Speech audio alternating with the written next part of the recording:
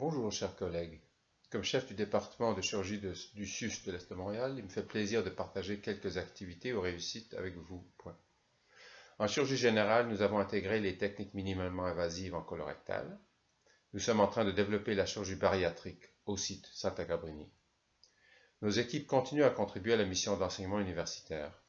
En particulier, on aimerait féliciter la Dr Margaret Henry, qui a pris la lourde tâche de responsable à l'externat, et le Dr Lucas Sideris, qui a démontré ses qualités de leadership et de rassembleur pour faire une réalité de l'intégration de l'enseignement par compétences comme directeur des fondations chirurgicales. Ceci a mérité aussi l'assistance du Dr Pierre Dubé qui avait pris l'initiative de développer une application dont on se sert pour cette intégration de l'enseignement par compétences, entre autres.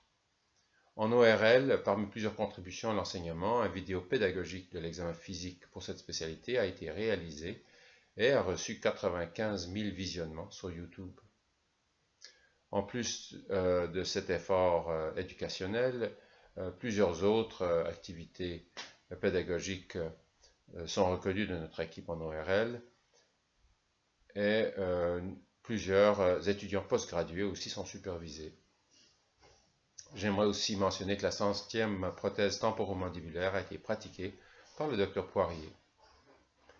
En plastie, le leadership du Dr Daniel Borzuc fut démontré sur la place publique dans le contexte de la première transplantation faciale au Canada il y a 1 an.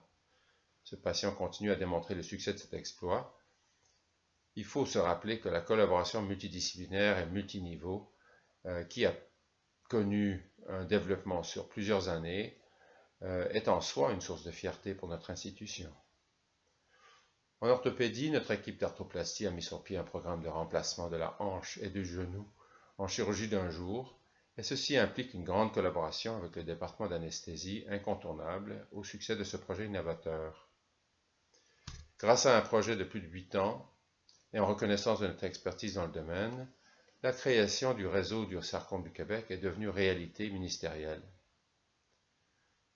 Le site web qui touche plusieurs sous-services de l'orthopédie a connu un rehaussement important sous l'initiative du Dr Benjamin Léger. En urologie, nous avons réussi un projet qui rassemble la Fondation de Santa Cabrini, notre direction du CIUS et le ministère qui a permis le déploiement de la chirurgie robot-assistée depuis décembre 2018. Il a servi à des prostatectomies radicales, des néphrectomies partielles et des cystectomies radicales, une première dans le réseau. Son utilisation est partagée avec la chirurgie générale et la gynécologie.